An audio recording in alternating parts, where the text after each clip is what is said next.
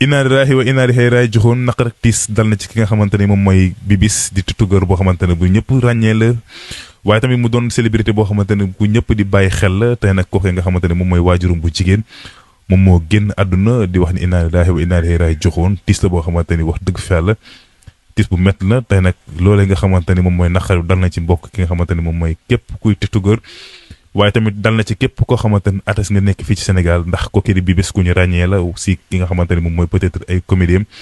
wala ay live am mu doon koo xamante ne ràññee nañ ko bu baax a baax a baax a baax a baax waajurum bu jigéen dañu wax ni moom moo génn léegi àdduna wax dëgg fa yàlla mu doon ndaw loo xamante ne ràññee nañu ko waaye tamit mu doon xale boo xamante ne ku ñu ràññee la fii ci Sénégal moom Bibis ba ci keroog la doon def li nga xamante ne moom mooy anytime bi waaye nag tey jii lañ ñu wax ni que léegi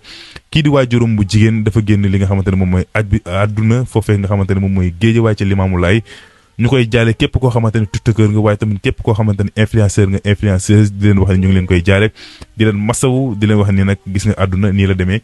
di ko ñaanal yàlla nag foofee nga xamante ne fa la jëm suñu borom xare ko àjjana firdawsi te woyofal suuf ci kawam di leen jox nag di daje beneen incha allah ak yeneen xibaar jërë ngeen jëf merci beaucoup